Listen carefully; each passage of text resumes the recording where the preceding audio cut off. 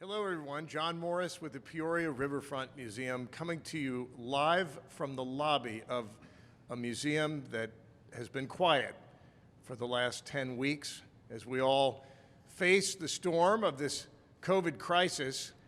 Our team here at the museum has been so pleased to provide the virtual Peoria Riverfront Museum with hundreds of hours of live programming and recorded programming and videotape programming and digital content that help us do what we do best, which is to hold up the torch for inspiration for all people to help unleash the talent of our community, even at a time like this. So today, my colleagues and I at the museum, and on behalf of our board, I'm so pleased to welcome everybody to a very special live streaming performance hosted by Ed Sutkowski, Interesting People's Ed Sutkowski, the best interviewer we know, and the star of the show today is a dynamic duo from just down the road in Champaign, Nathan Gunn and his wife Julie Jordan, operatic star, baritone, and Julie, a PhD in piano performance. So we'll get to that in a minute, but I want to say right now that we've all kept our social distance here. We're wearing our masks off screen, and we want you to stay safe out there and to let you know that we care about you in these times. So sit back and enjoy what is about to happen. You'll never forget. Thank you for supporting the Peoria Riverfront Museum, and on behalf of all of us, God bless.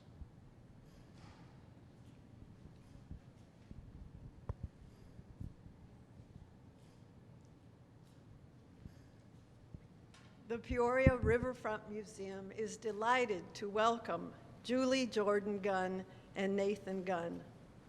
As artistic musical partners and as creative individuals, Julie and Nathan captivate audiences nationally and internationally.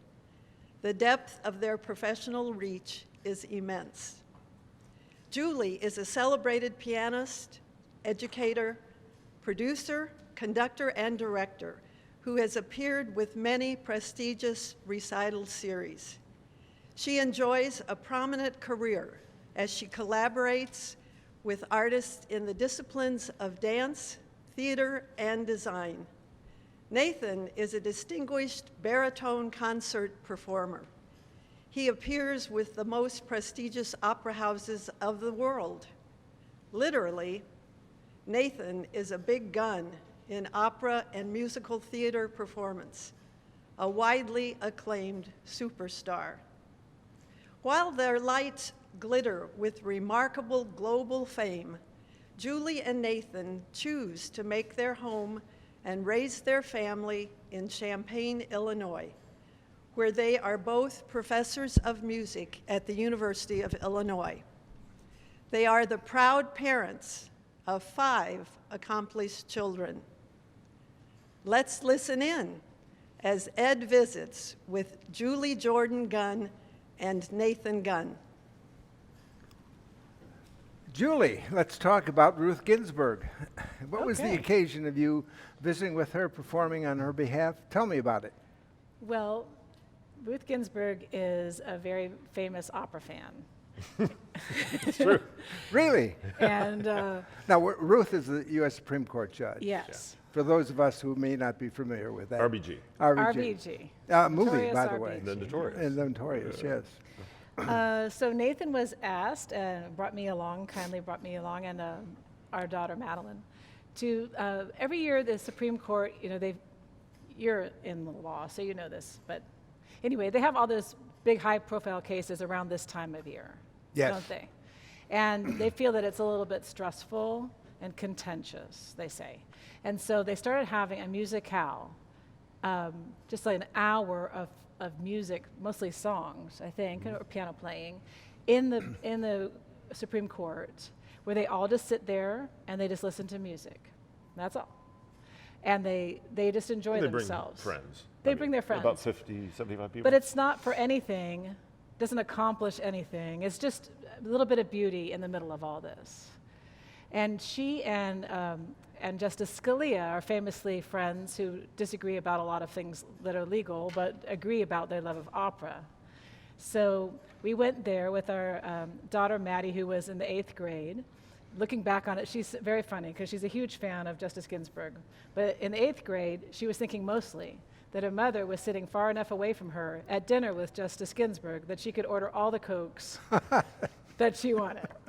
Anyway, now she appreciates that Justice Ginsburg gave her a book about women's issues and the development of women's rights and showed us her chambers, had a picture of herself and Justice Scalia performing as the Supremes in Deflator Mouse. She was very proud of that. I think she went on to be in other, like, Donizetti operas or something. Yeah. But anyway, it was a very exciting What was she like as a human being, aside from her penchant for opera and music? But what was she like, if we were talking to her right now, what would she be like? I'd like to get a Malta, I'd like to get a hamburger, I enjoy traveling, or? Well, she has a ravenous appetite. I mean, she's a little bird of a person, really small. but she beelines it to the buffet and just like eats a ton. She does. Yeah. All the cast parties, she comes to all the cast parties in Washington, and she eats. She eats. Yeah. Is it free? Yeah. She's hungry. And it's free. She was eating all day. She's been busy. Going to stuff. She's a very, I find her to be a very thoughtful and person, and one of those people that thinks long and hard about what she's going to say and then says it. Everything is deliberate in that regard, and also incredibly generous. What she did with Madeline by taking her around and showing her her chambers and talking to her and kind of being a pen pal of sorts for a while was really kind. Mm-hmm. So she's kind of an ordinary person in an extraordinary setting. She's very humble, familiar to the opera crowd, and I don't mean necessarily possibly the audience, but the singers. Yeah. And singers are not the most expansive group of people, but they are really excited to have her and the sort of intellectual dimension she brings to it. She asked us all about Billy Budd. She said she learned about him in law school. Captain Vere was the person torn between the letter of the law and the spirit of the law, because he had to judge if Billy should hang. And Billy did hang. Billy did hang. And we'll talk about Billy Budd. Mm-hmm. I want to make sure that we're focusing on Ruth for a second, and about your various performances throughout the country. I was looking, starting with the A's, Aspen, Carnegie Hall, Cincinnati, and the like. What was your most memorable performance, Julie? Oh my gosh, what was it? Well, you usually think about, the entrance and exit. Are the stairs such that I don't trip on my dress and fall? Oh, I see what you're cueing me to remember. We did something at the White House where I did fall down the stairs out of the White Brussels, House. Actually. Remember the? I also fall there. Well, no, we talked. Women know that if you're not wearing really painful shoes, it's not a fancy occasion. So we always make sure that we wear something uncomfortable. Painful. Yeah. So I was very excited at the White House. Nathan was singing in the Kennedy Center Awards, and Barbra Streisand was being honored. And so George Bush gave her an award, which we were all kind of like, wow, what's that going to be like? And he said he loved people named Barbara who were opinionated. I remember that. And then I was very excited about the whole thing, and I was texting our daughter Jordan to say that Beyonce was in the show as well. And so she asked for pictures, and so I took a picture of her father in front of the painting of Ronald Reagan and sent it to her, and she said, "That's so sweet, but actually I was hoping for Beyonce." So I was writing her back on my phone, and I tripped all the way out of the White House into the arms of a handsome Marine. And handsome Marine. Yeah. Now, that's redundant, isn't it?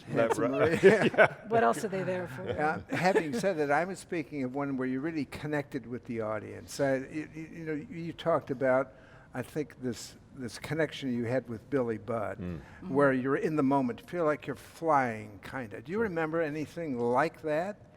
Well, a lot of times, but the one that comes to mind right now, when I was a kid, my parents belonged to a vaudeville troupe in the Gold Rush country of California. And I was always kind of embarrassed by it, honestly. But then I started to think, I learned all these songs kind of being in that vaudeville troupe or watching them. So Nathan and I made up a show. We have a new little production company that allows us to make our own shows. So we made up a show called Dry Town, which is where this vaudeville company did their work, called A Living Room Vaudeville. And we sat on our couch in our fake living room with our fake door and made up a show. And we sang and danced and played Keystone Cops. What else did we do? We commissioned some songs. I love this song. So one of our kids go to bed very early. They're not normal teenagers. So I saw this Facebook post with a banner, like it says happy birthday, and it says, please leave by 9 o'clock. I thought of our youngest daughter. That was very funny. So we commissioned a song from this fabulous woman named Susan Werner, very funny songwriter, called Hey, You Look Tired. And it's an entire song about how you get rid of a guest when they won't leave. It's great. It's great. How do you get rid of a guest when they won't You leave? say, hey, you look tired.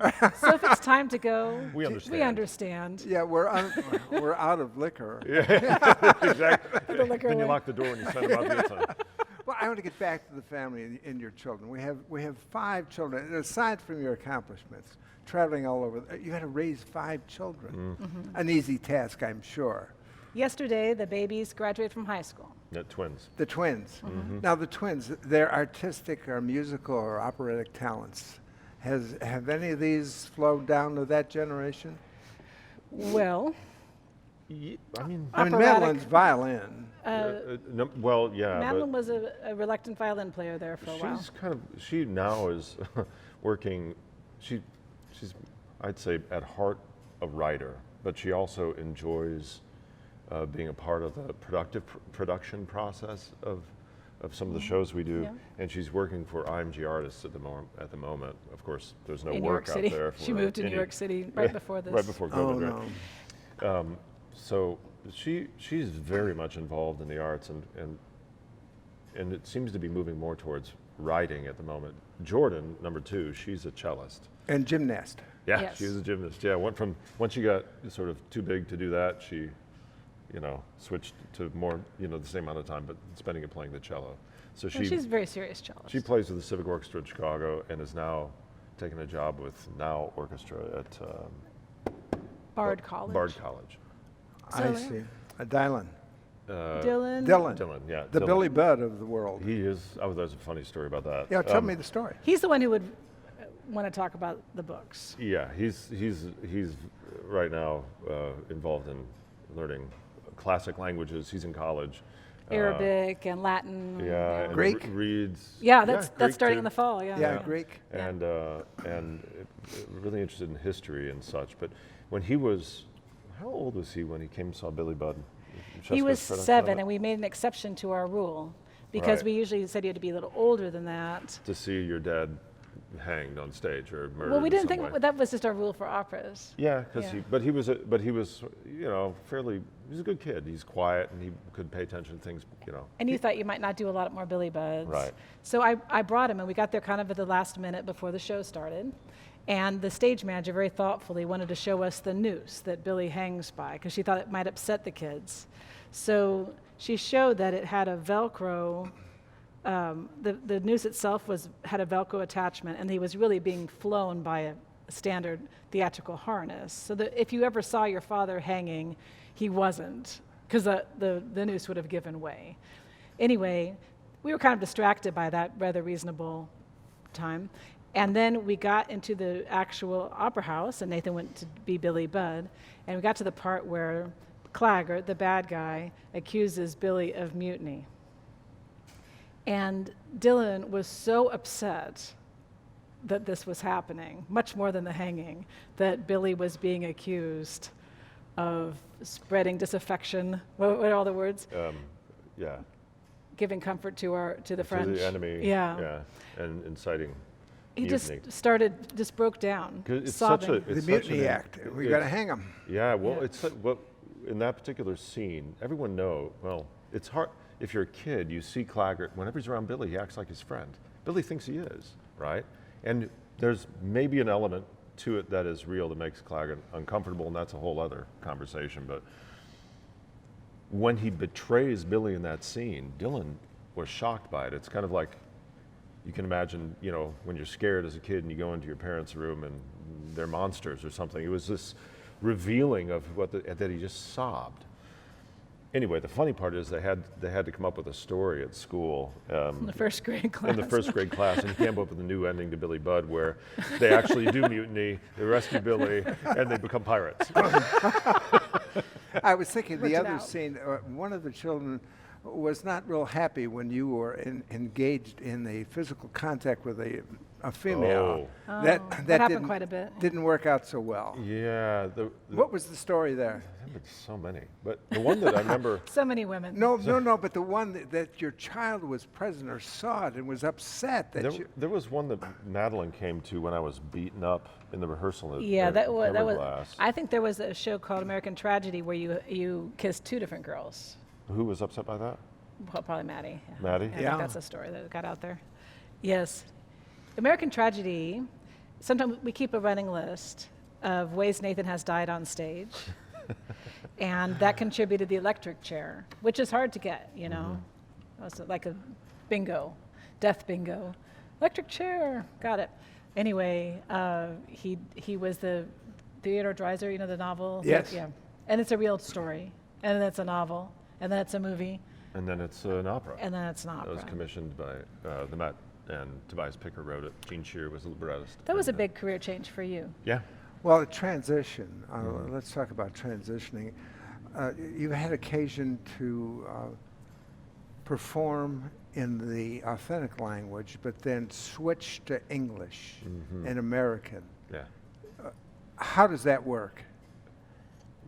I mean, what's the reaction of the audience, more specifically? Yeah, well, I've really, there have been a number of moments where I realized in my career that there are certain impediments imposed upon us that we don't realize when we're being educated in a very classical musical sense. We feel like there's a particular order that all the songs have to go in. You have to cover a certain, if you're doing a recital, you have to cover a certain number of languages. It's all done very No clapping at the wrong no time. clapping at the wrong time, all that sort of business, wear the right kind of clothes, all that. And we realized after being involved in this business for a while and singing for a wide variety of people that it's really kind of arbitrary, these rules. And it was, again, Billy Budd, a performance with the London Symphony Orchestra, where they insisted that because it was the LSO, they had to wear, everybody had to wear white tie and tails. And I said, I don't see Billy in white tie and tails. It just doesn't work for me. And so we went back and forth and back and forth. And finally they agreed that all the people that played, you know, regular seamen in the show could wear sort of what I'm wearing now. And then as you moved up in rank, you got more formal. And I noticed that That's our. that's a clock. That's a clock. Ding-a-ling-a-ling. That's $1,000 an hour clock. It's agreeing with me. And I realized that the audience was so used to the LSO being in white tie and tails that seeing performers like myself dressed like they were, all of a sudden removed a barrier that it would otherwise have been between us. And then at one point, before the first HD broadcast from the Met, which was The Magic Flute, Julie Taymor's production, I was there doing the original version of it in German. And there's this one bit in it where traditionally Billy says, ich will eine alte nehmen als gar keine, or I'll take an old one rather than none, meaning a girl, right? And so they sometimes say say it in a very thick Viennese accent. And I was telling Jimmy Levine, who wanted to do that, I don't think anybody's going to get it. Nobody's going to understand. And so I said, well, why don't we try it with an American accent? So I tried the German, ich will eine alte nehmen als gar keine. And I'm like, that sounds kind of too similar to German in many ways. And so I said, why don't I just say it in English? And then, you know, Maestro, you can look at me and go, Bill, or Papageno, you know, back to German or something like that. And so we decided to do that. And so I said, well, I'd rather take an old one than none at all. In the middle of this whole German thing, and I saw everybody's faces go. Yeah, I'm sure. They all, I mean, it was an immediate impact. Right. And it really started to stick with me that, you know, we may be making some of these rules a bit too hard on Yeah, people. who made when it this comes to- rules? Who, That's a very and why recent the rule. rules? I don't know. That's not how it is in Europe at all. You know, Well, in you've Germany, been doing a lot about Weimar Republic. Yeah. Sort of putting well, a in show together Germany, about that. they do a lot of opera. Every town has an opera house. They do almost everything in German Yeah. because people don't understand. Well, other you languages. you have some roots in Germany. My father, yeah, I was born there. Then California. Then California, and back to Germany. Yeah. Now, why do we feature here in this country all in the foreign languages? I mean, are you setting a trend that perhaps will continue? Well, I hope so. I mean, I why think, not? yeah, it I mean, is aren't you in the There- business of teaching? Yes. What are you all about? When we- Teaching. Yeah. When we do, like, make up a program for a recital, they're always in a different place, obviously, and so we try to imagine a typical audience member in that particular audience the best we can. I don't think it has to all be familiar, but I try not to give them more than 10 minutes of a huge stretch, and then return to something that's a little easier. Maybe the music is familiar and the language isn't, or vice versa. But people, they can only absorb so much before they kind of shut down for a while to digest. The best review I think we ever got about with these recitals, where we mixed it up a little bit. It said, Julie, Nathan Gunn, they can make an art song sound like a folk song, and a folk song sound like an art song. So that's sort of our goal. And that is kind of our goal. What about these cowboy songs? Well, yeah. I'd like to hear. Would you some like of to hear the that. cowboy songs? I really would. So the story of the cowboy songs is, a few years ago, not that many, we were on a family vacation in Traverse City, Michigan, and it was a place where they had a golf cart to take you around, and we were down at the beach, and it was getting to be late, and when the family got on this golf cart, but there were 2 extra places, and there were these British ladies of a certain age who were on there as well. And they said, "Oh, what a lovely evening. We may have had a little too much to drink, or maybe more than the men, I do fancy a sing-along. Can anyone here sing?" And then Nathan goes, "I sing," which I was like, I and never do that. I and don't know what launched kind into Because I Home hear on the some of Range. those. Yes. Yeah. So I made these for him for his 40th birthday because I realized that there was a cowboy inside. Okay, So you want to hear him? I would like to hear them. All right. Okay. She arranged these, so these are all her own. These are yours. invention. So I Yes. may have to talk him through Okay. what happens next. She may make some things up. Well, yeah, that's the thing. That's typical. So it starts with Cole Porter, "Don't Fence Me In."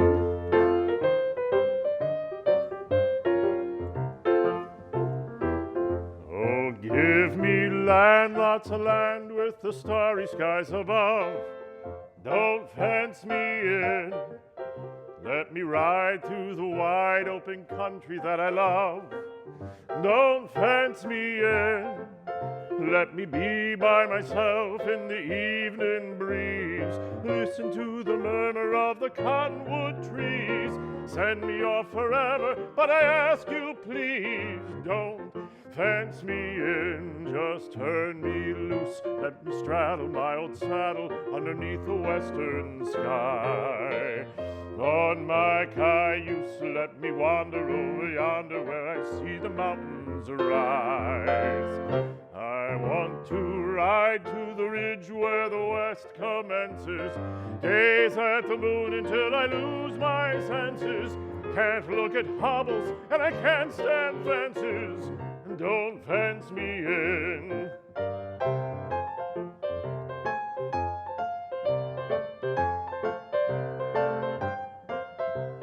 This is usually where I do my dance solo, but I haven't stretched.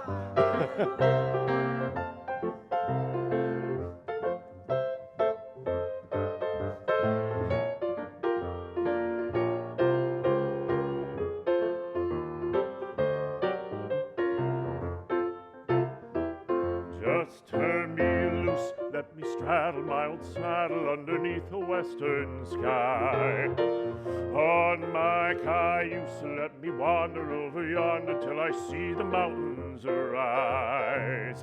I want to ride to the ridge where the west commences, gaze at the moon until I lose my senses, can't look at hobbles and I can't stand fences. Don't fence me in, don't fence me in, don't fence me in.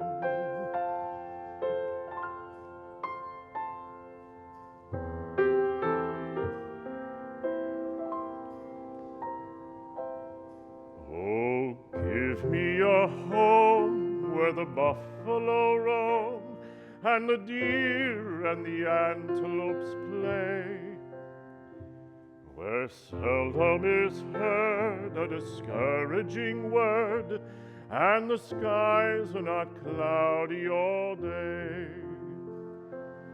Home, home on the range, where the deer and the antelope play, where seldom is heard a discouraging word and the skies are not cloudy all day.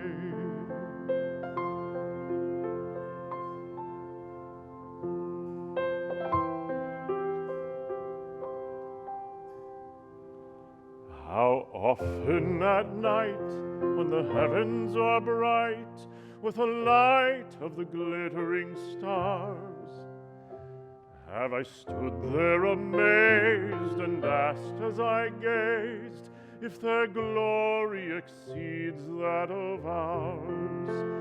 Oh, give me a land where the bright diamond sand flows leisurely down the stream, where the graceful white swan goes gliding along like a maid in a heavenly dream. I wouldn't exchange that home on the range where the deer and the antelope play, where seldom is heard a discouraging word and the skies are not cloudy all day.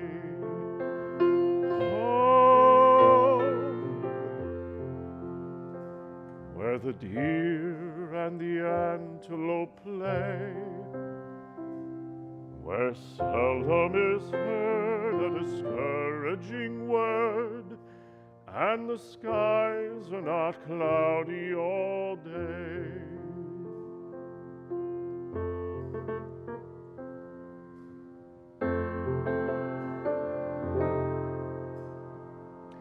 Out in Arizona where the bad men are, the only thing to guide you is the evening star.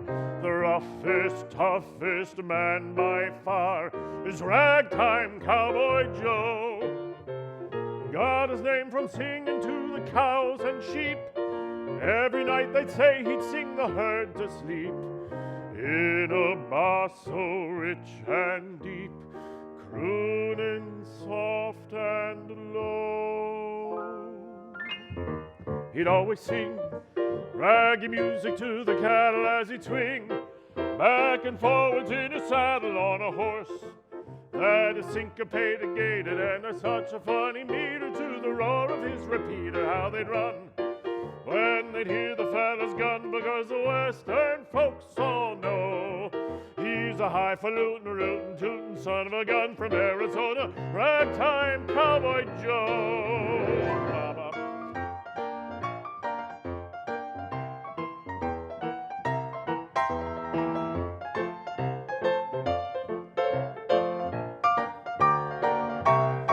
They'd always run when they'd hear the fella's gun, because the western folks all know he's a highfalutin, rootin', tootin' son of a gun from Arizona, Ragtime Cowboy. Talk about your cowboy, talk about your cowboy, Ragtime Cowboy Joe.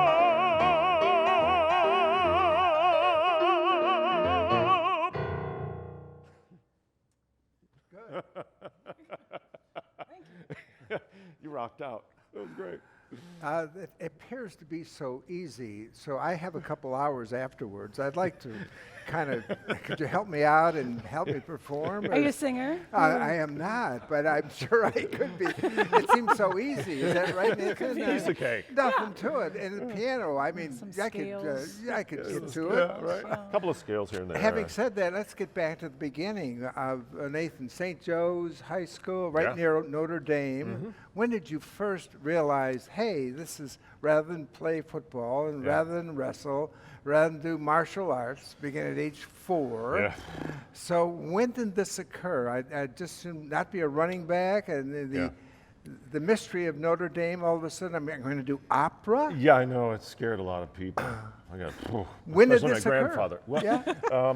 you know, I was always asked to sing. I enjoyed it. I sang in church choir. No, as but a how did boy it and- first begin? With the first time you were asked to sing? Well, yeah, I mean, so, you know, schools do musicals and things of that nature, and they always knew I could sing. They'd always say, Nathan, would you please audition for this? This could be fun. And I thought, Oklahoma. Oklahoma, yeah. So they said, we need someone to do Curly. And I'm like, yeah, I'll do it. I'll audition. And I got some of the other guys to, you know, who were on the football team and you know, just to do it too, because I said it's fun. They might meet girls. Girls love doing musicals. And so, They might be girls. yeah, might be, you know, and then show their sensitive side. Or Yes, whatever. Farmer and the kind cowboy and can't Farmer and friends. cowboy can't be friends, right? And so I did that, and then it was you know, then I was 16, and I had to, you know, work to put gasoline in my car, and all that. It was a Plymouth Satellite. It was a Plymouth Satellite, 1970 Plymouth Satellite. Oh, My grand- I really? fixed that thing up. and- It was a chick magnet. oh God, no. No, it wasn't. Yeah, no, it wasn't. And it guzzled gas. And the gas was not expensive at that time either, but I needed a job. So I had these odd jobs, and my mom said, you know, people love to hear you sing. Why don't you take some voice lessons? People get married in the summer times. You could sing at wedding ceremonies and stuff. I'm like, all right. So I did, and the person she took me to have a lesson did not teach me how to sing. But what he did do is introduce me to opera. I'd never heard it before. I'd never listened to it before or anything. And he said, you know, we're doing this opera production in a little opera workshop that they had at Indiana University South Bend of the Magic Flute. And he said, we need someone to sing Papageno. And I said, what is a Papageno? And what are you talking about? So he sent me home with a recording of it. And I remember very clearly, you know, listening to the overture and thinking, wow, I didn't know music out there existed like this. And I was curious, and I was interested. And so I learned it. We did it in English, and that was sort of the beginning. And then I thought, well, you know, I've been interested, you know, in a variety of things, but when it came to auditioning for colleges, I decided, or applying, I decided, well, maybe I'll pursue this music thing, and I auditioned at every good school I could think of, and got into all of them, and here I am. Came to This is Illinois. history. Yeah, came to Illinois, went to the University of Illinois. The Met, the award, the early award. Yeah. Tell me The- about that. That So- started the professional career, That perhaps. did, yeah. So I was, you know, things always happen in kind of interesting ways. I studied with a professor emeritus, a man named William Miller, who Mohammed? lived in Muhammad, Illinois. That's right. And I sang a bunch of art song. John Wussman, who basically started the program that Julie is in now at the university, the accompanying division, collaborative piano, whatever they call it. He wanted to do all of Franz Schubert's songs. Now, Franz Schubert wrote 600 and some songs, so this is going to be a multi-year project. And my undergraduate years were spent singing. I think he said I ended up doing 160 of these different songs, double or triple as many performances of them. And as I became, you know, more confident and better, I decided to do a couple of competitions. The first one was in Indianapolis, and I didn't win it. I got third place, And one of the judges said to me afterwards, she's like, I thought actually you should have won that, but I think you should do our competition. And I said, what's that? And she said the National Council auditions for the Metropolitan Opera. New York. Yeah, so I said, okay. And so I did the district auditions, the regional auditions, and won, and then went to New York and won that, and sang on the what was then the Texaco broadcast. And then they asked me to be in the Young Artists program there, and we moved to New York the following year. So that started it. Started it all, yeah. That started it. What'd you say? Yeah. Yeah. Now, you folks met Before in that. Illinois. We met the first day of school. And really, and Yeah. you were studying In piano. the program that we now run. Are we now you went- serious? So every year we start, because, God willing, we'll start again in the fall, and we'll have them all come together. We'll say, be careful who you sit next to. It So could this, be a you big sat place. next to each other. Uh-huh. He offered me his chair, actually. And that was the beginning. Yeah. That was the beginning, and now we've moved all the way down the hall. Feel like we haven't really gone very far. in We've our gone lives. absolutely nowhere in our life. We're exactly where we started. Well, I remember the story about you packing. Remember you were packing to travel, and a neighbor came up to you and Oh. said, what did he say? Yeah, no. That was when we lived at our first house Champagne. in Champaign on Foley Street. And I lived next to an electrician, Jerry Manuel.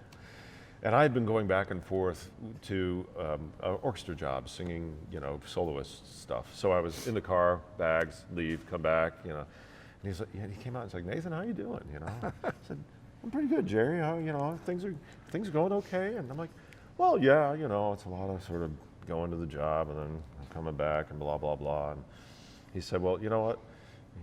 You keep your chin up. Some point you'll hold down a job.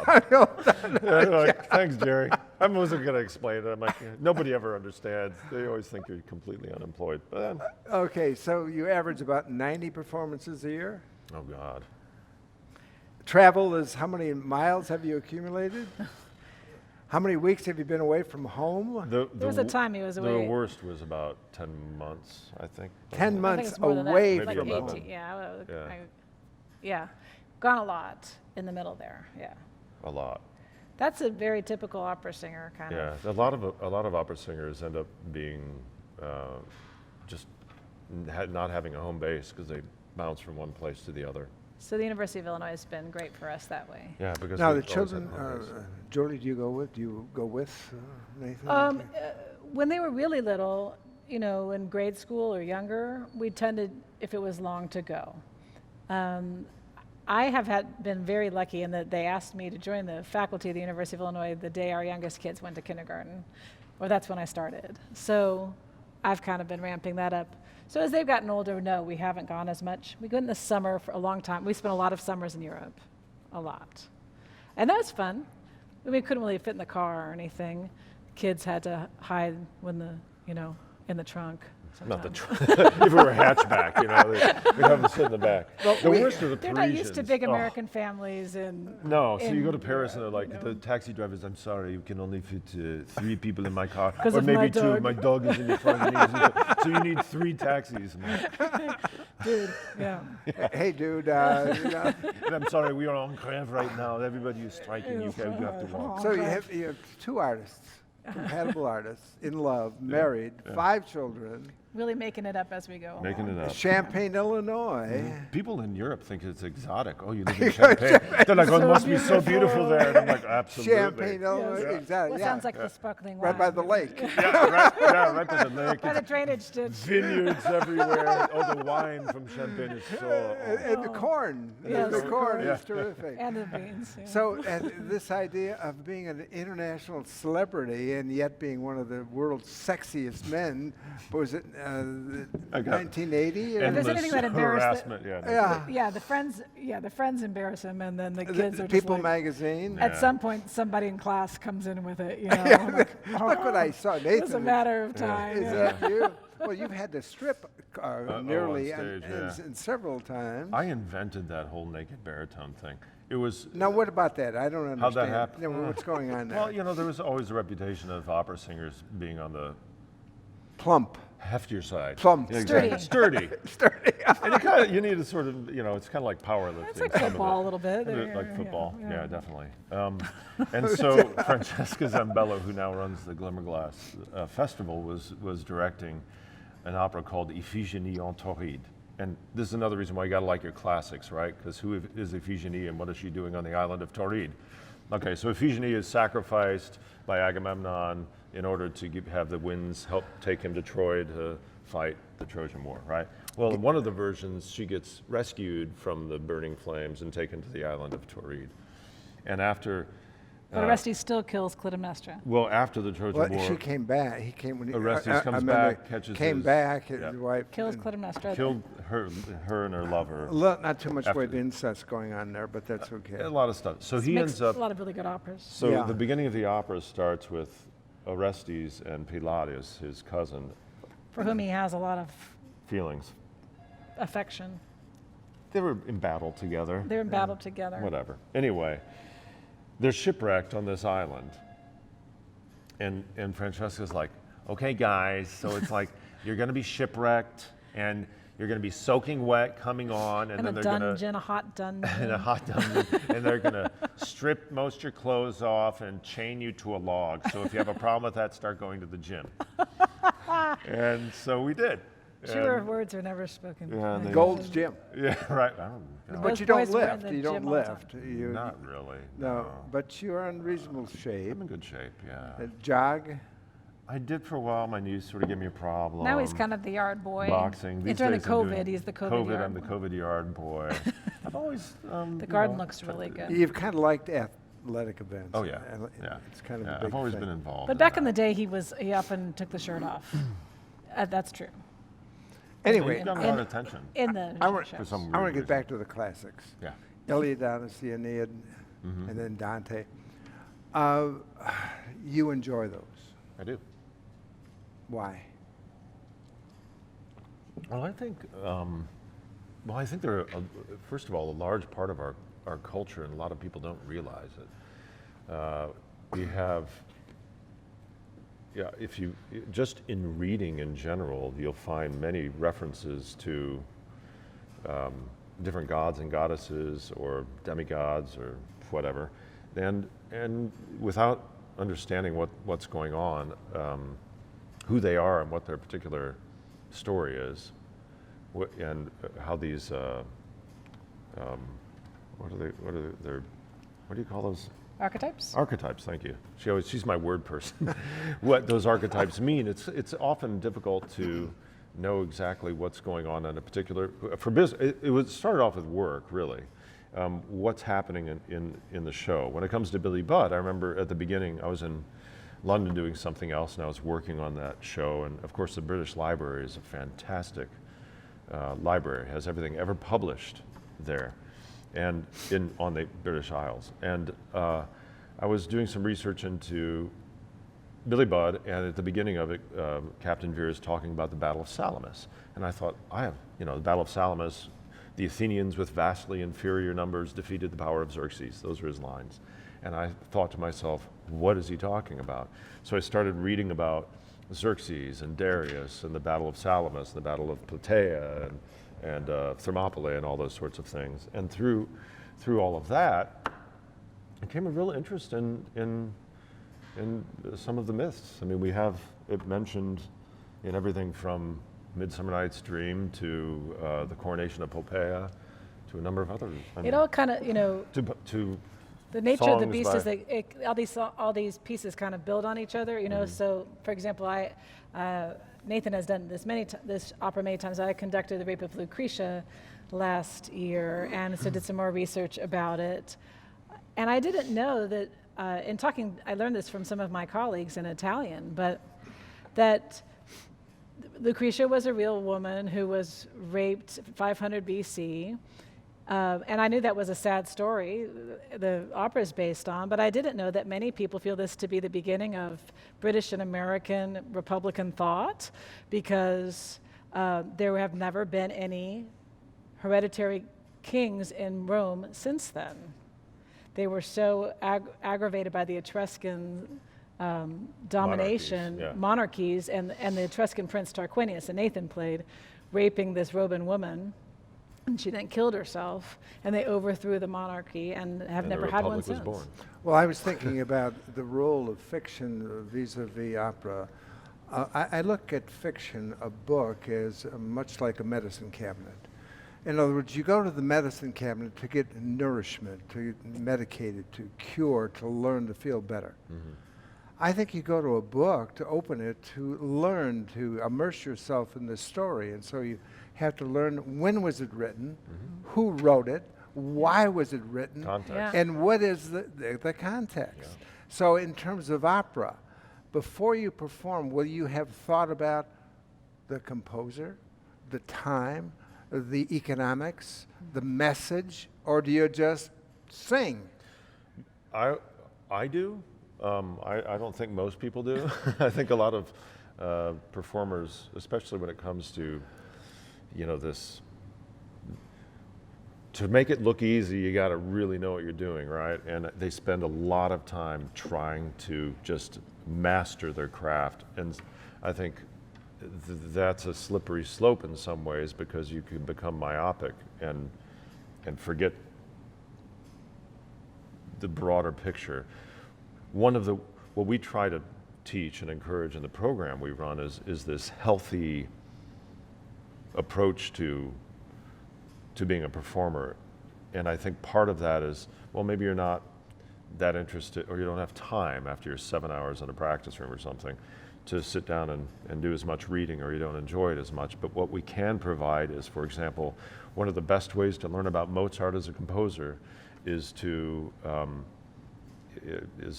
work with Ricky Ian Gordon and his new opera right now, because there's more in common with the guy who's writing the thing at this if you're working with a living composer and doing that, creating that new piece with that person, you'll know more about what Mozart was like than by reading a book about him.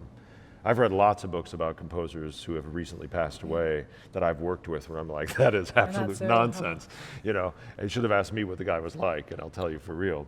But Julie, I have a sense that both of you, in doing your craft, performing, you like to think about people, how they walk, they talk, how they emote.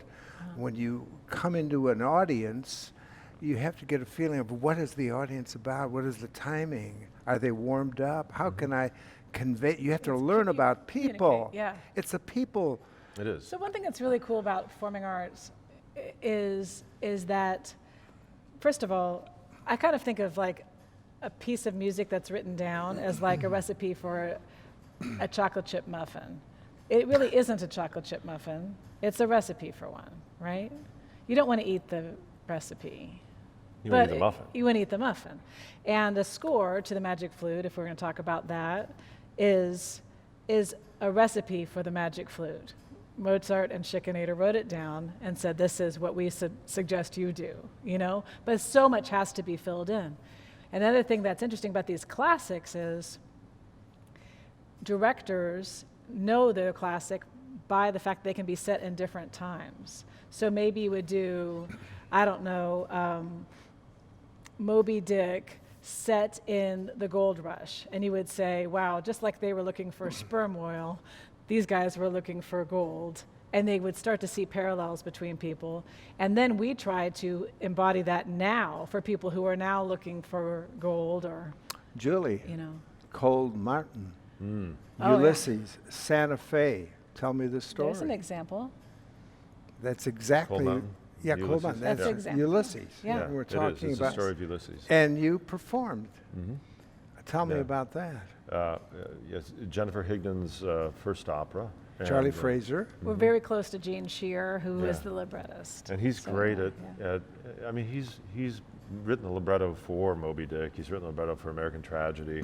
How do you turn these, and how do you turn books that are that big into a 2.5 hour long show? It's not easy, but Gene is great at doing that. Cold Mountain, the challenge with that and this odyssey that he was on, You were Inman. yes, is that he and the woman he loves are never together. I mean, they see each other when he dies, but basically they're never. You have these love scenes where they're in No different duets, places. you know? How do you do that? You have an enemy, the villain, who you never see.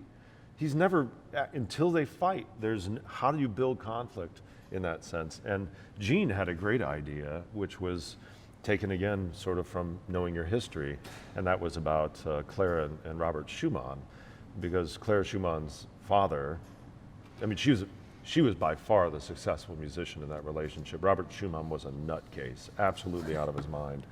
Ended up trying to kill himself and put into asylum because he just couldn't, keep his head on straight.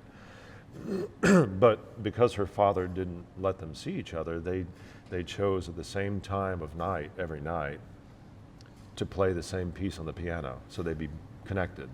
And what Gene decided to do was at a certain time in the setting, in the show, they would both look up at Orion and know that they were looking at the same constellation of stars and that they would be together. It connected them that way, which was beautiful. I mean, I thought it was a genius way of doing that. So the performance you the actually Stars. did in. Yeah, I was Inman. Charles was there, and Our son But Dylan it's a said that was a connection. lot more interesting than most operas. yeah, I wanted to know what happened. yeah, right, yeah. What's going to happen at the end? Well, but you can change the ending. You're not married to the opera itself. You can have a different kind of blueberry muffin, right? Yeah, You can right. have blueberries on the bottom rather than Yeah, mixed. yeah, you can. In other words, you've got a blueprint, but that doesn't tell you how the house should be colored. And No.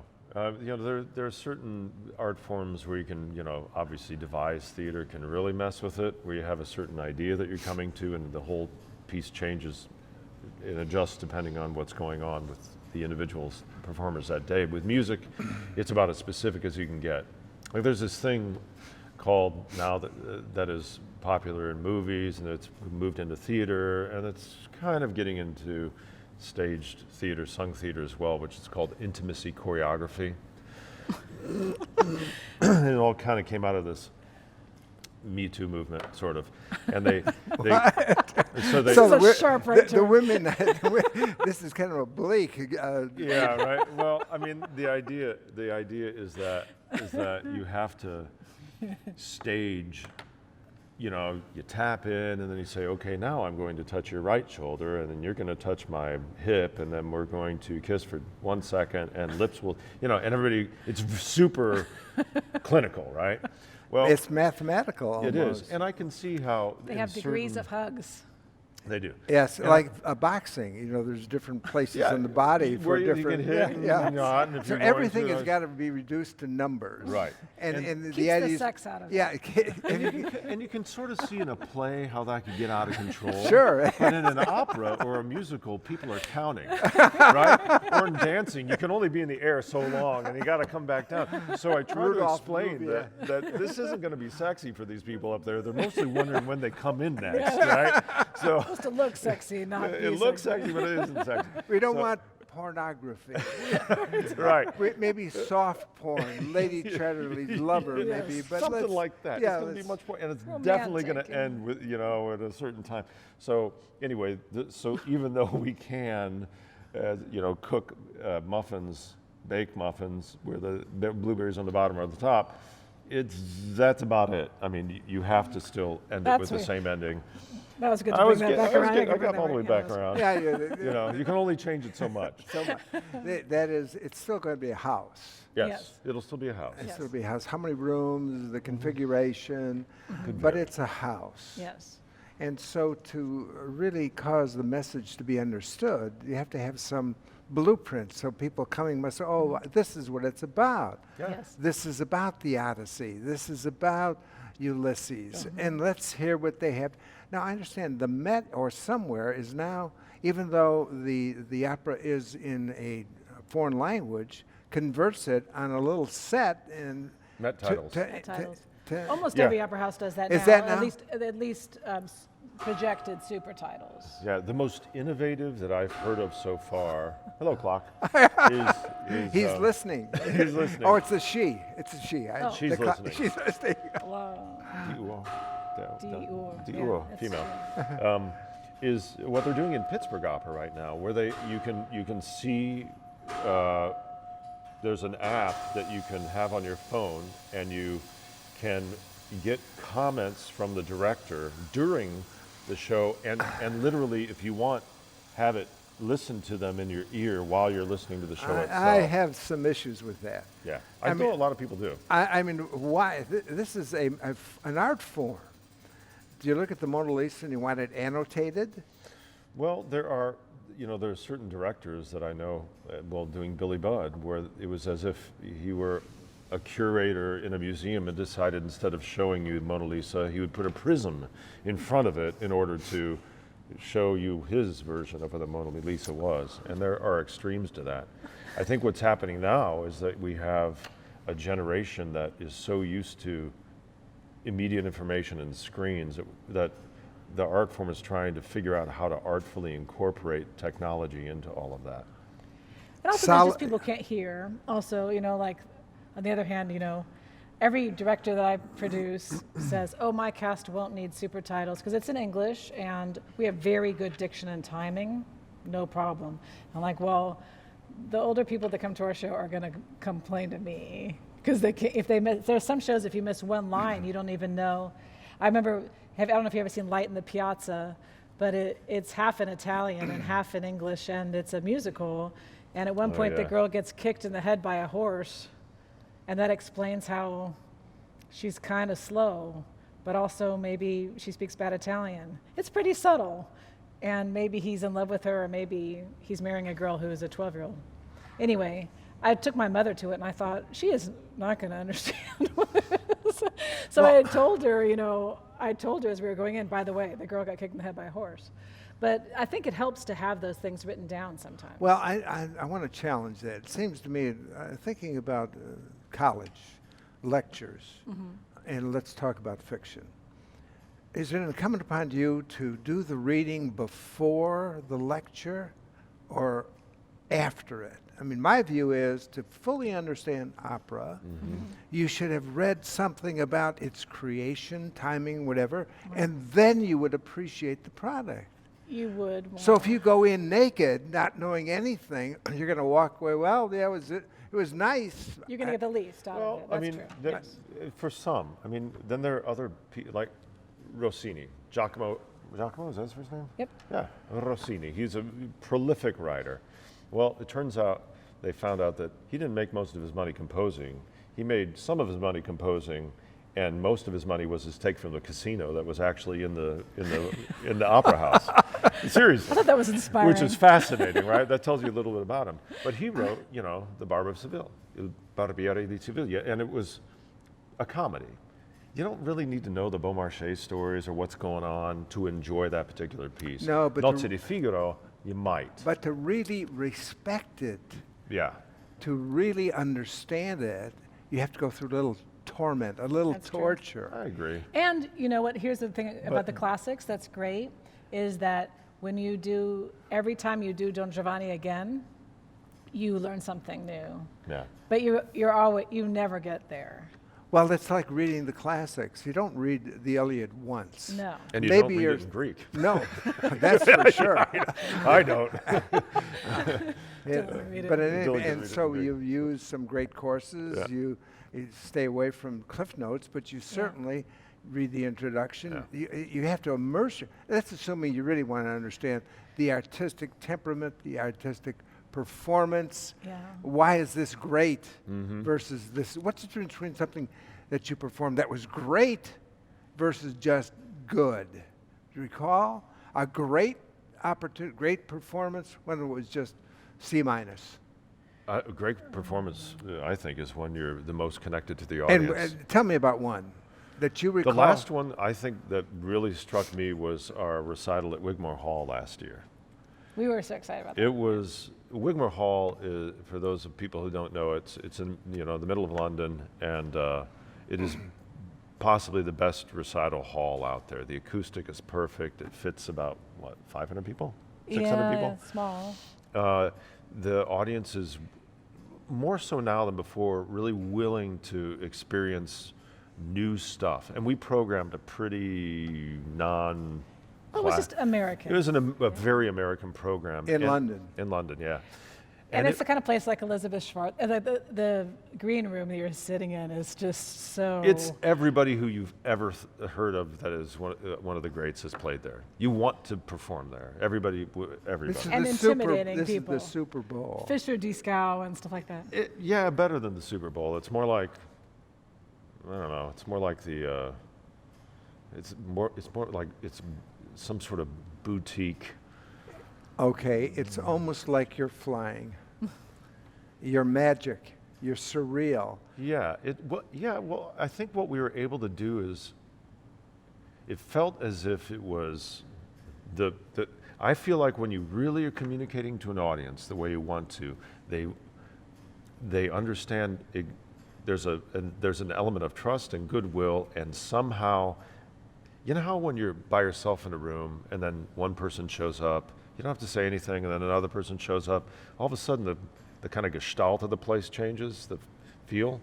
When you really do it right, it feels like what we've done just by making vibrating sounds, right, with a piano and a voice, amplifies. And for some reason, it seemed like it was a performance that carried beyond that hall. You know what's a weird thing about performing, speaking to the knowledge or attachment dichotomy. If you're sitting, let's say I'm sitting and I know this piece really well, and I'm sitting next to somebody who doesn't know it at all, still there's some weird magical thing that when the performer loses connection with it, we both like recross our legs and think a little bit about the laundry or something, just briefly, you know, and it doesn't have anything to do with not enjoying it or not, or hating what they're doing. It's just that when they aren't completely on fire, the human being out there senses that this is not something that really needs to.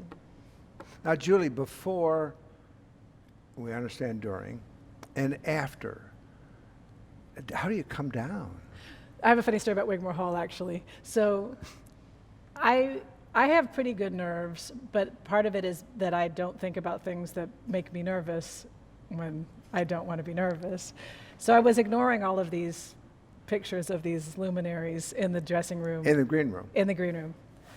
And then we had this really great performance, and we went back to our flat that we were renting from some friends, and I started WhatsApping our friends at home. And I was like, holy cow, now that I think about it, I can't believe we did that, you know? And then so I had taken a picture of the stage door that said Artiste Entrance. And I said, can you see that it says TES? It's not like just artist, but it's artiste, you know? And Nathan, who was at the time trying to come down by ignoring me and being in a completely different room of the flat, goes, this is actually what happened. And he had taken a picture of me trying to get in the stage door with a huge dumpster of trash. It had Artiste Entrance, and she's like, oh, it's so nice. And then I took one from back. It's huge garbage cans right next to her. Like, that's reality, folks. So that's one way of coming down. Yeah. How else? I mean, you don't go jogging. You don't have champagne. You want to be I'm alone. pretty exhausted. I'm actually probably going to. I'm a fairly introverted person. And fairly, it's suggested that you are an introvert. Yeah. And, that's true. and, What are the three faces of Nathan? the three faces of Nathan. The public face, the family face, and the real face. I think it's all part of the same face. It's just it takes I have found that I communicate best with people for the most part by being prepared and singing. I just think that's, for whatever reason, that's my best form of communication, especially with people who are excellent at writing words, because they mean something. They do it better than I do, but I can bring it across. For me to do that, it just takes a lot of energy. So by the end of what Julie said, you know, burning hot or whatever, I just am tired. I don't want to talk to anybody. I generally am quiet. We might go out. Some people get really jazzed and want to, you know. Briefly. Julie, the three faces of Julie. The public, the family, the real. Uh-huh. Is there a difference?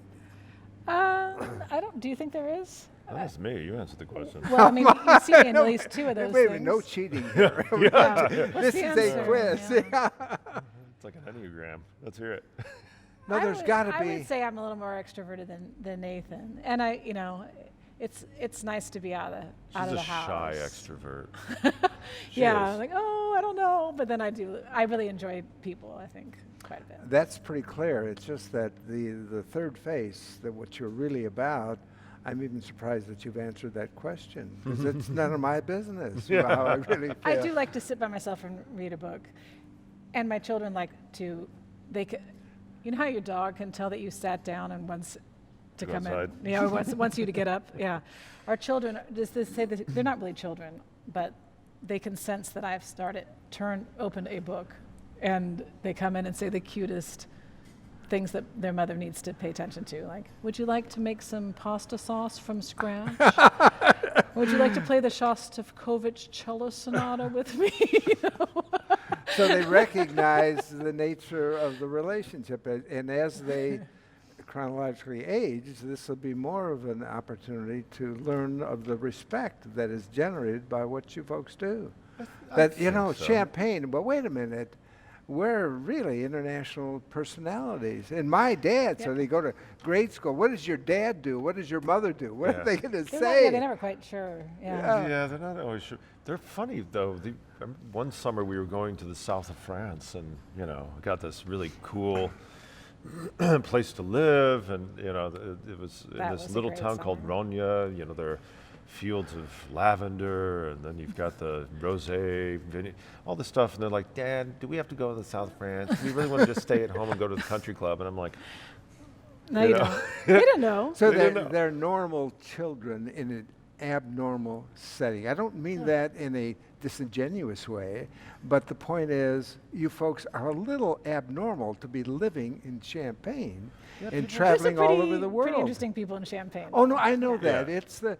It's got a lot of intellectually capable people, all the IT people and everything. It's a great place. I'm not suggesting that, but it's not really a real setting versus Pekin, Peoria, Hoopston, etc. it's a college town. It's a college. Yeah, but you've never left the No. town, No. No. and they will have to leave the town. Yeah. Probably.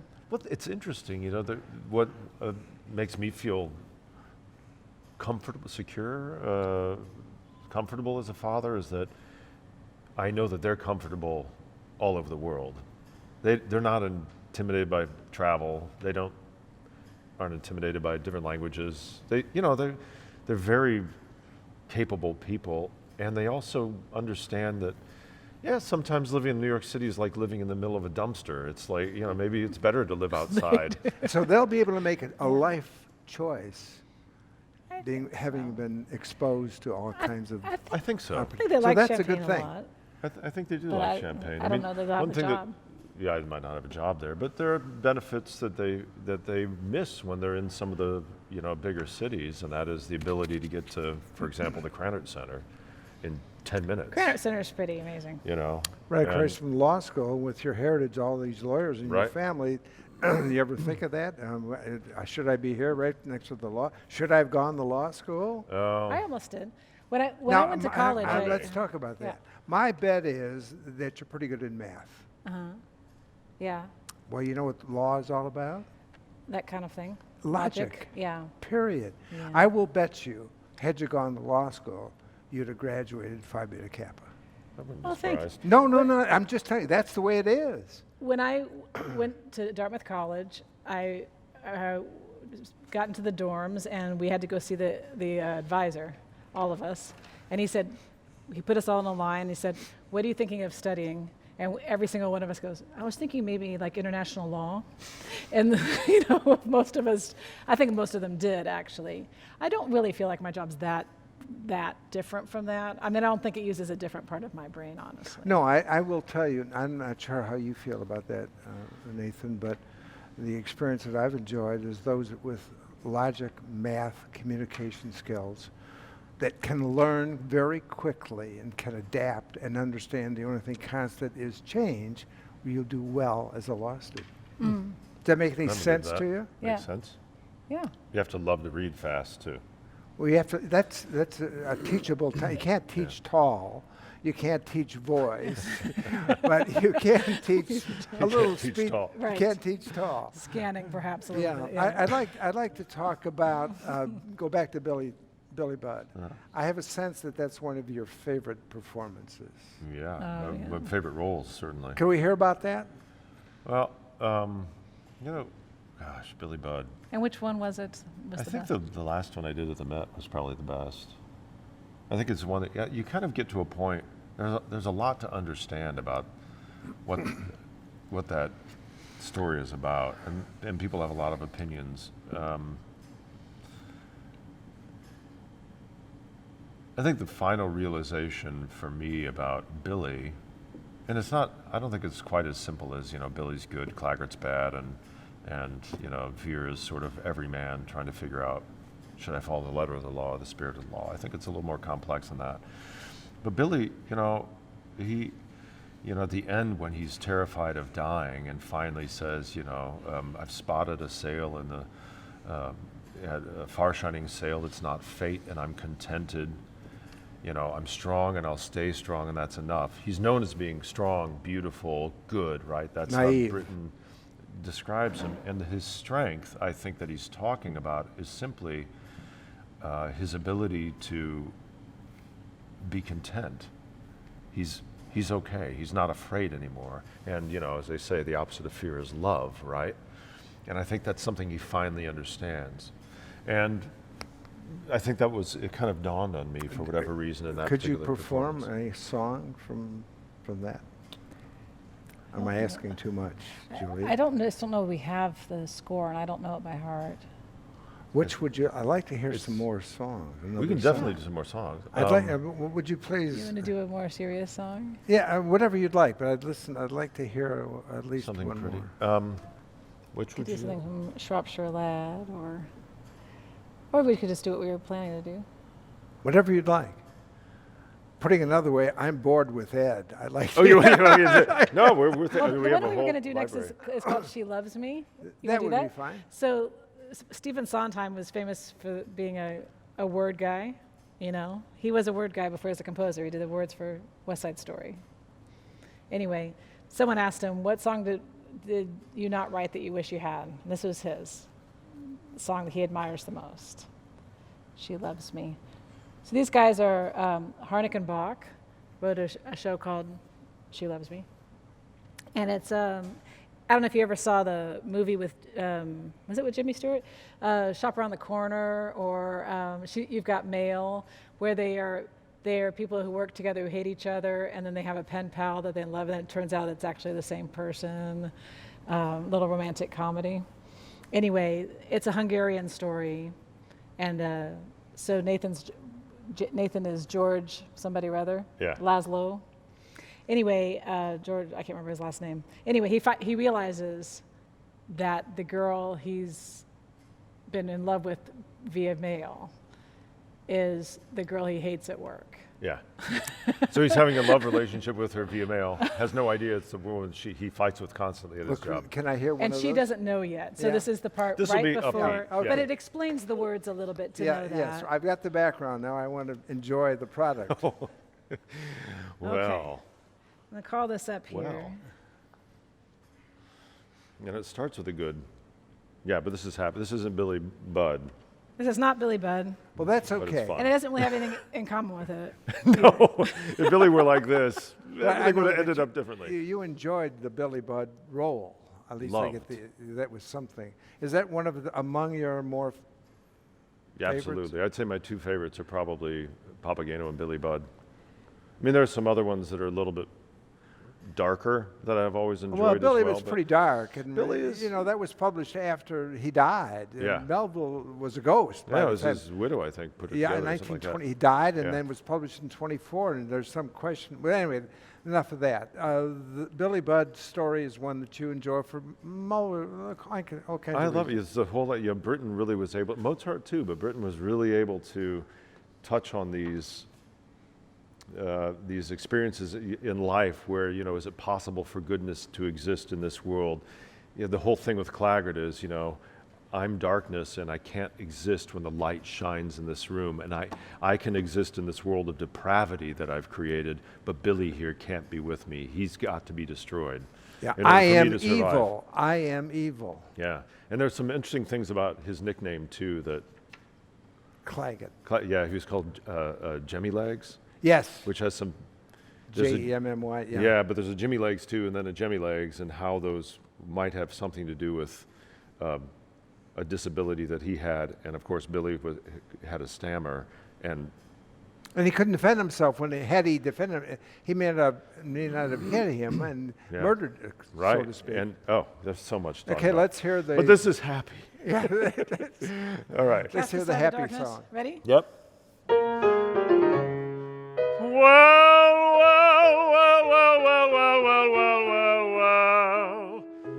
Will wonders never cease?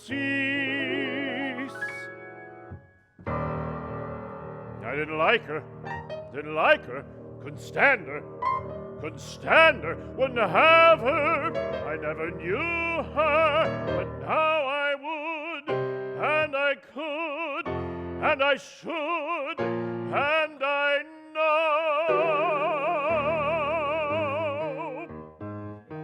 Close. I love her, and my amazement, I love it, knowing that she loves me. She loves me, true, she doesn't show it. How could she, when she doesn't know it? Yesterday I loathed her, but now today she loves me. Ha! And tomorrow,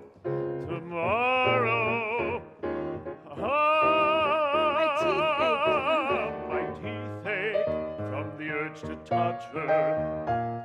I'm speechless, for I mustn't tell her.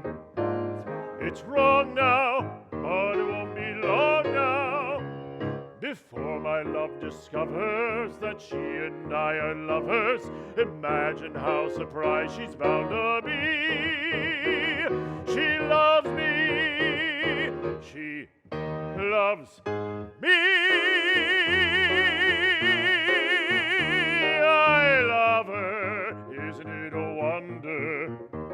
I wonder why I didn't want her. I want her, that's the thing that matters. And matters are improving daily. Yesterday I loathed her, but now today I love her. Ha! And tomorrow,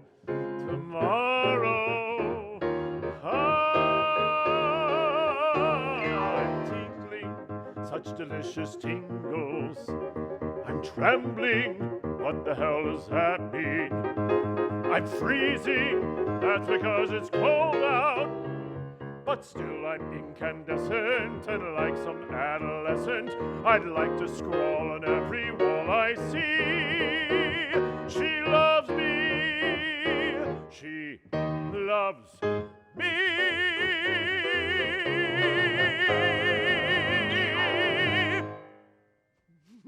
The next one. What's the next one more? I want to hear another one. If we're just going to do one more, should we do Brother King's Paradigm? Oh, why don't we do that one? Yeah. Okay.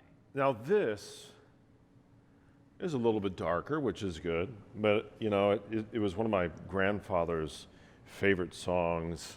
I think it's always appropriate. Nowadays it's appropriate because of this COVID business and sort of the economic situation going on.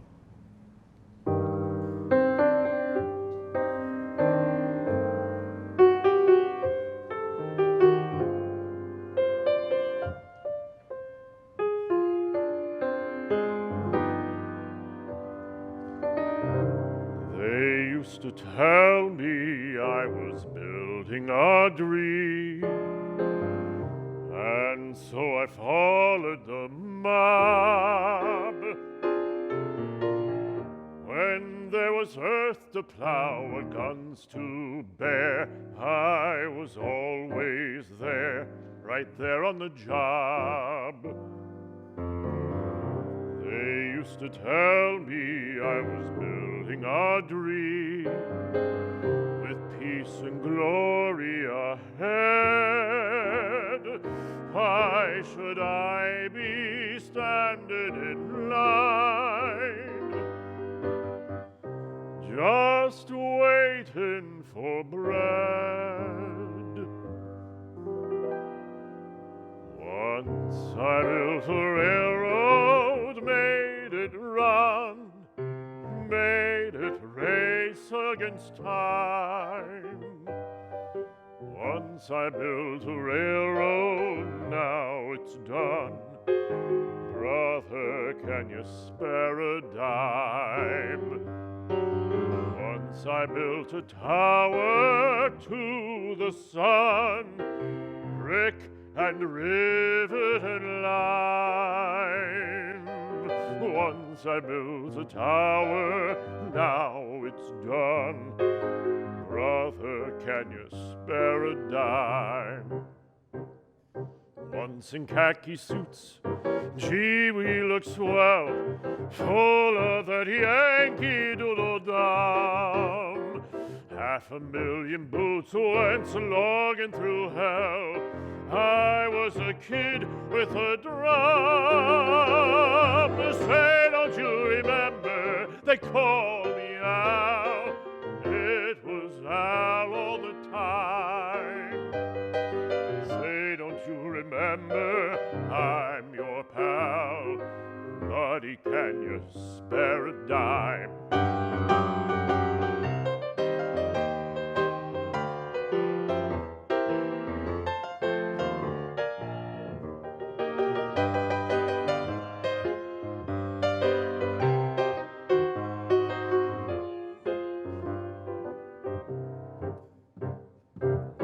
In khaki suits, gee, we look swell, full of that Yankee Doodle-Dum.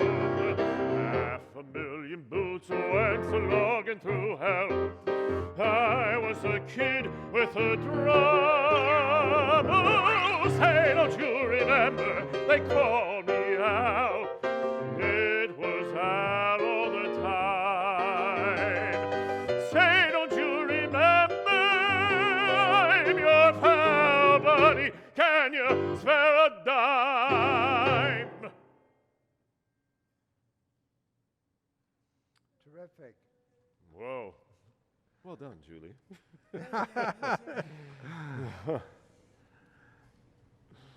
So, back home, the normal day, the weekends, are they spent singing and playing together?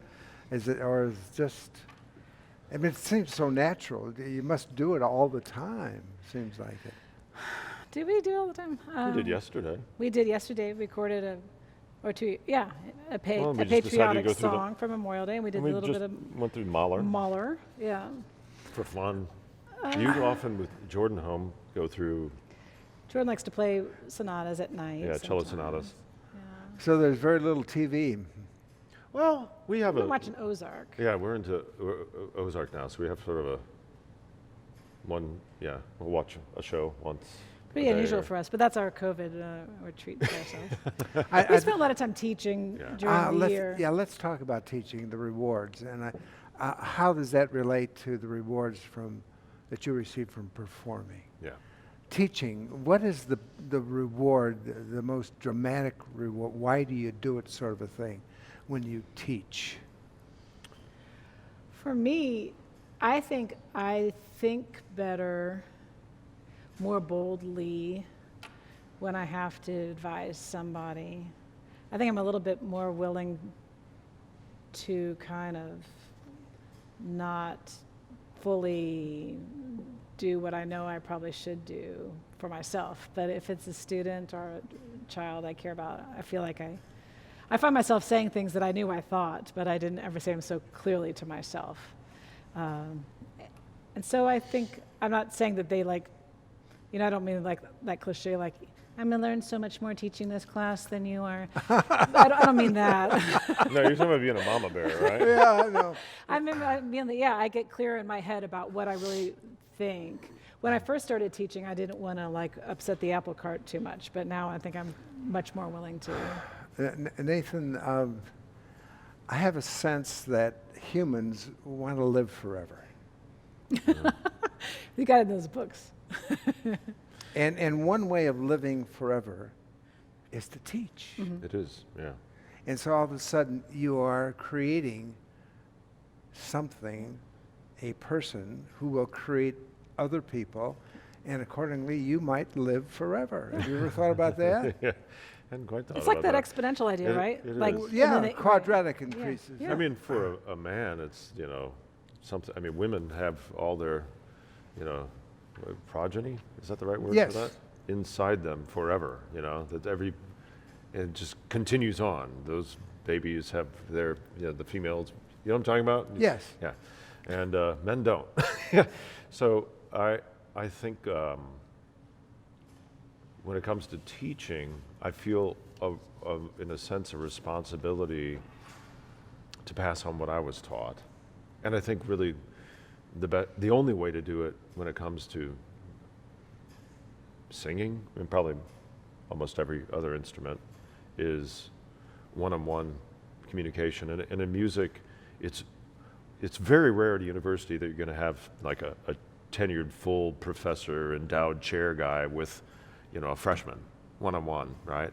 Every week. But I feel, and I remember saying this a long time ago, I think the higher ranking professors, you know, the full professors that have been there for the longest period of time, have the most experience, in my opinion, should be teaching the youngest people, just because they're more shapeable, I deal with I have doctoral students as well and graduate students, and they're almost always harder nuts to crack, right? But when you get a freshman or a sophomore and you start teaching them from the beginning, you can really influence how they think. And for singing, particularly, the first thing they have to understand, which was the thing my teacher taught me, he said, okay, where'd you get your voice?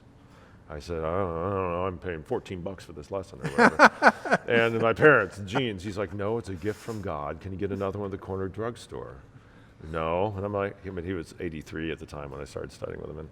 And he's like, that's right, it's yours to take care of while you have it.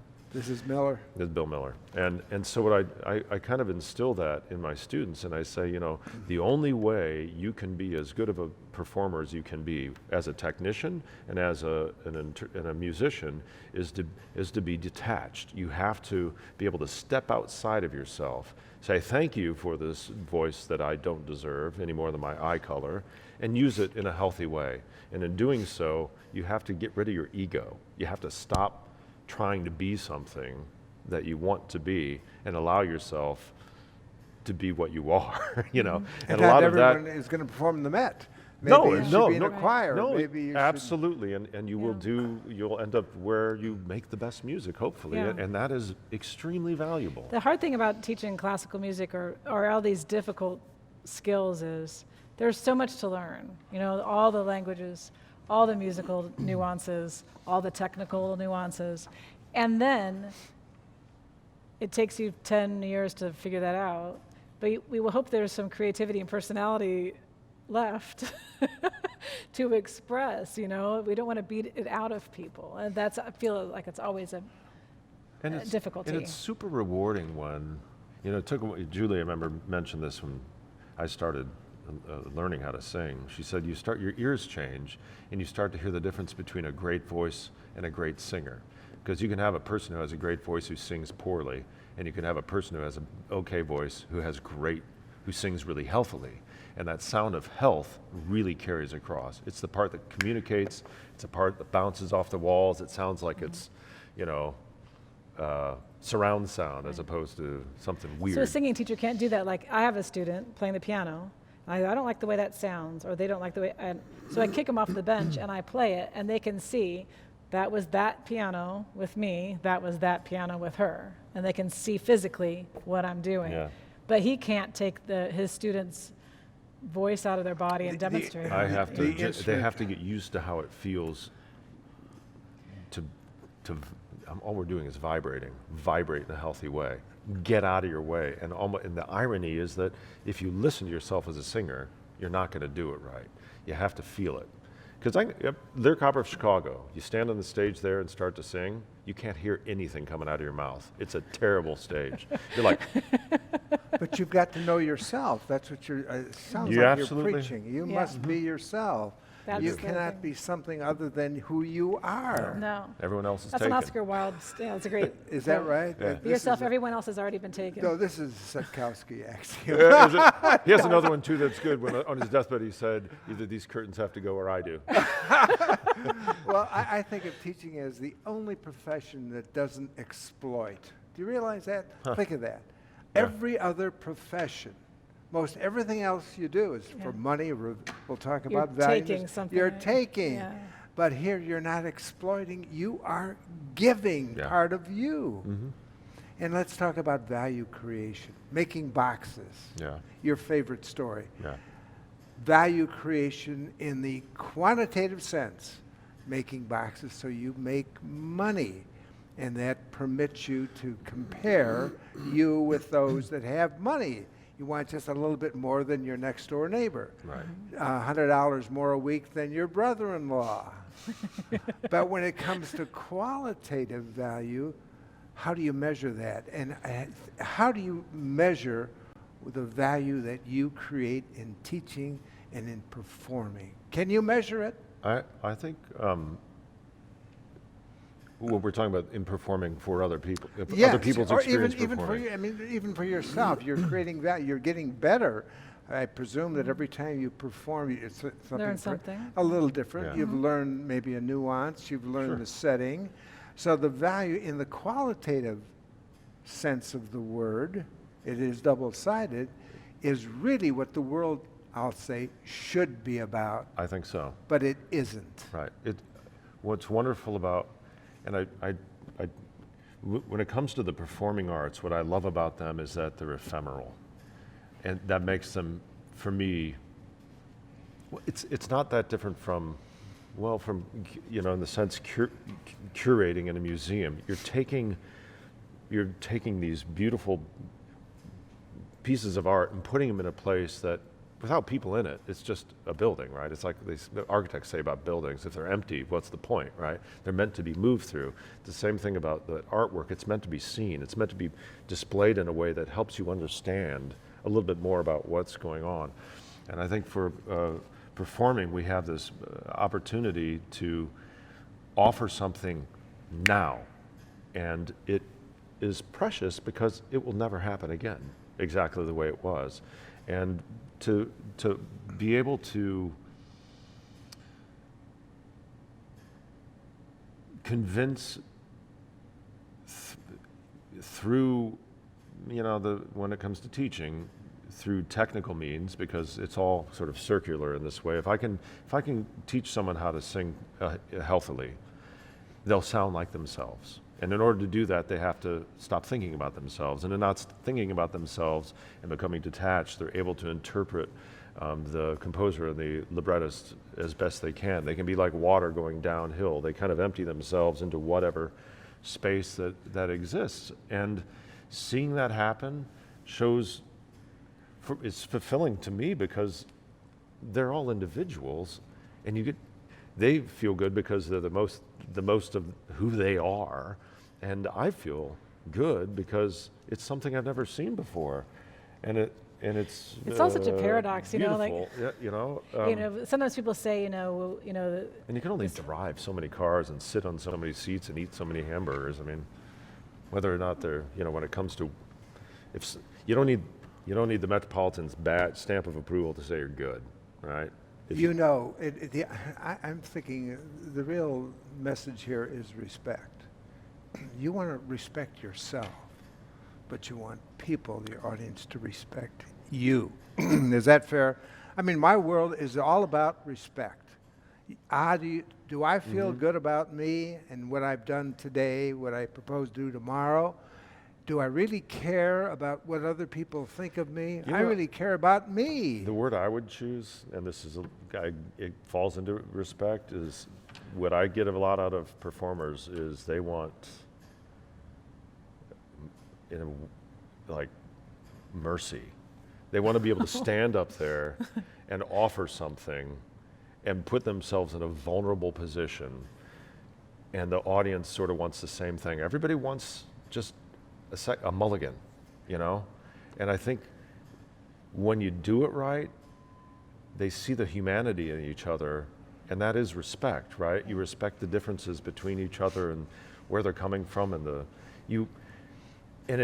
all those, because, you know, as well as we might have sung and played those songs, there were mistakes, right? Missed words. There were? Yeah. Oh, yeah.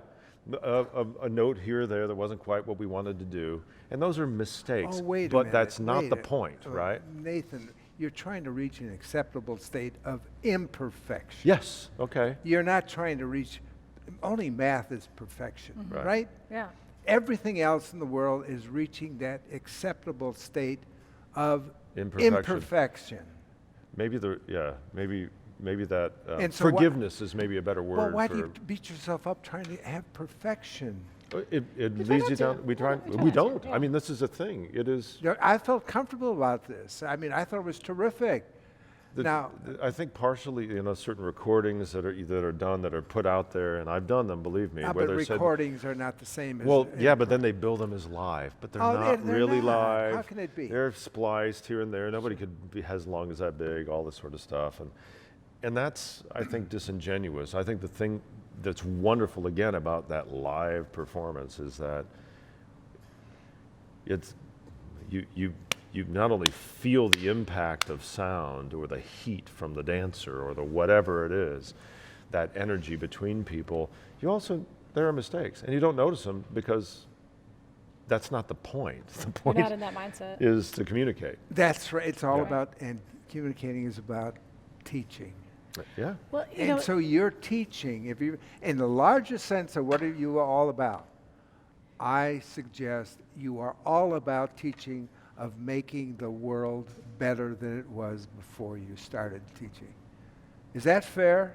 at least sort of revealing some beauty that we see. I'm not sure that I understand. Like, I think we're teaching that there is beauty, showing the beauty that's there. Okay. I don't feel like I'm.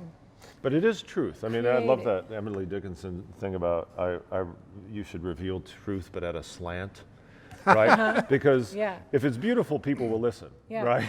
But how And do they that's know? kinda- How do they know if it's beautiful? I or don't not? know. How do you Well, measure that's just beauty? the magic of it, you know. And Yes. this specific, you know, what you learn is that it's super specific. You can't be specific enough, except exactly what Nathan said, not in a self-conscious or critical way, but by loving, you know, like being like, oh, that's so exciting how that works. That's so beautiful, and celebrating that. But, you know, to watch, like to teach, like let's say I got a song out that was by a German poet set by a French composer. I could then have a Korean student sing and a Venezuelan pianist play. We don't even necessarily all speak the same language, and they would be able to see what we all had in common in that. And I think that's beautiful. Well, let me suggest something to you, and I want you to challenge me on this. You know, the only time I was wrong is when I thought I was. So we're together on that. No, the only time I was wrong no, is you're when I wrong. thought I was wrong. And so that's the lawyer in me speaking. Oh, to think you were wrong in the first place. Yes, What was yes, the- I yeah. was right. I wasn't wrong. My world revolves around, and it was summarized, I think, in this book, a 2020 book, and I'll talk to you about it. It's called Heaven and Hell, A History of the Afterlife, by a guy by the name of Ehrman, who is a professor of Christianity at the University of North Carolina at Chapel Hill. And he's had 8 great courses, and his goal in this publication, this book, Heaven and Hell, is not about whether you should be a theist, atheist, agnostic, or whatever. It is about how did this happen? How did Christianity happen? And he concludes, having cited to Socrates and Plato, that death is not the end of the story, but and not a source of anxiety, but instead, It's a motivation to love this life as much as we can for as long as we can, to enjoy it in its utmost as far as possible, and to help others to do the same. If all of us do that, we will live on after death, not in person, not in consciousness, once our brains have died, but in the lives of others we have touched. This is a beautiful thought. Aren't you touching lives? Hope so. Trying to, yes. I think we're doing that as much as we. I think that's kind of our job. Yeah. And I don't know that you really realize that, but you do touch lives. You're making the world better. I hope so. Well, thank you. One more song. Sure. Ah, what's it going to be? Want to do If I Loved You? Oh, we said we would do If I Loved You. We said Okay, that for let's we, do said Linda. it. we said we would do it for Linda. Okay. The character who sings is named Julie Jordan, just sang. And Billy Bigelow, not just Julie Jordan. Oh. But you're Do you want not to sing the named- first half? You can sing it as a duet if you'd like. Can you imagine how bad that would be? No, I think everyone would really love to hear that. No, no, no. This is going to be much prettier when you sing it. We'll see. Okay. It goes,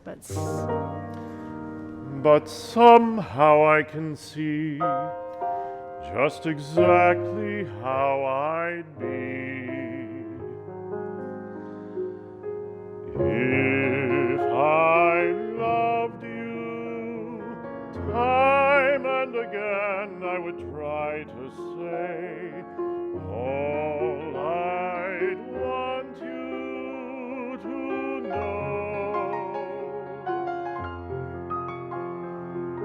If I loved you, words wouldn't come in an easy way. Round in circles I'd go, longing to tell you, but afraid and shy. I'd let my golden chances pass me by. Soon you'd leave me, off you would go in the mist of day. Never, never to know how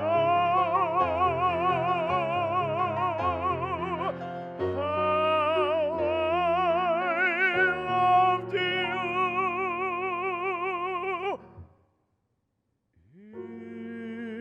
If I loved you.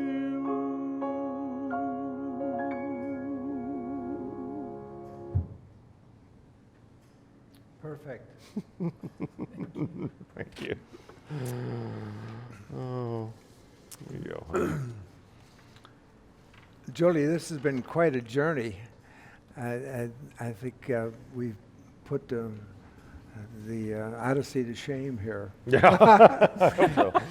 And thank you for your time and energy. It's a welcome. great experience, and we look forward to seeing you in the Carousel and all the other the adaptations and the movies and performances. And please continue what you're doing. Thank you. Ed. Thank you. You're wonderful to talk to. Yeah. Okay, thank you. That's it. All right.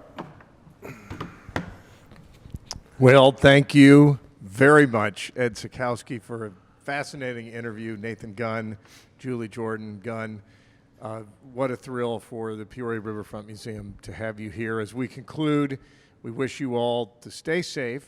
I want to make one mention of a museum note, which is right beside me. We have one of the 6,000 opera posters from the New Miller collection that is a part of the Peoria Riverfront Museum, collected over decades by a former Peorian in New York, and now a part of our permanent collection. You'll see them up in the Gilmore Auditorium, or you'll see them throughout the museum. And so it makes sense to have music in the museum to lift us up, but also as it connects to our collection. I want to thank Linda Sutkowski for helping produce all of this today, Barb Dawson, our Director of Education and Engagement, and Heather Plakow and David Stieff, who are social distancing with all the rest of us today as we gather in the vacant museum to bring it back to life. What a joyous occasion it was. So thank you for joining us. Wish you all the best, and we look forward to a day where we can be reopened and hear live music again. But today, we've heard it virtually, and what a joy it was. Take care.